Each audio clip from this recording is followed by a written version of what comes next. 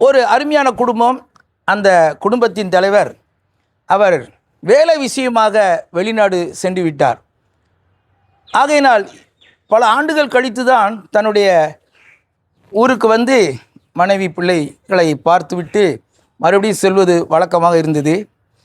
அவருடைய மகள் தன்னுடைய தகப்பனாருக்கு ஃபோனில் சொன்னான், அப்பா நீங்கள் வரும்பொழுது எனக்கு தேவையான என்னென்ன பொருட்கள்லாம் தேவை என்று அவள் ஃபோனில் சொன்னான். உடனே அந்த தகப்பனார் வரும்பொழுது தேவையான அனைத்து அவள் என்னெல்லாம் கேட்டாலோ அதையெல்லாம் பரிசு பொருட்கள், ட்ரெஸ், சாக்லேட், அவளை சந்தோஷப்படுத்துவதற்காக அநேக காரியங்களை அவர் செய்தார். அதை பார்த்தோன்னே மகளுக்கு மிக்க மகிழ்ச்சியாக இருந்தது. இதுபோல் அன்று அவர் எல்லாவற்றையும் பகிர்ந்து கொண்டு மறுபடியும் வேலை விஷயமாக வெளிநாட்டுக்கு சென்றார். அடுத்த வருடமும் தன்னுடைய மகள் அவருக்கு ஃபோன் செய்தார். அடுத்த வருடமும் தன்னுடைய தகப்பனாருக்கு ஃபோன் செய்தாள். அப்பொழுது தகப்பனார் சரி மகளே என்று சொல்லிவிட்டு இவர்களுக்கு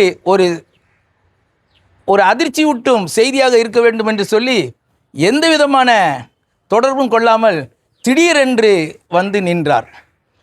பிள்ளைகளுக்கெல்லாம் ரொம்ப சந்தோஷம்.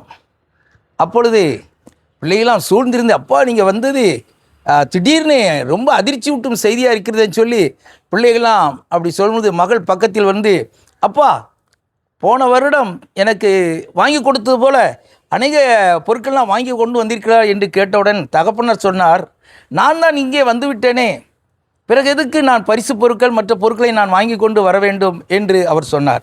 உடனே இந்த மகள் சொன்னார், அப்பா சரி போகட்டும், அடுத்த வருடம் நீங்கள் இங்கே வர வேண்டாம், அங்கே இருந்து கொள்ளுங்கள்.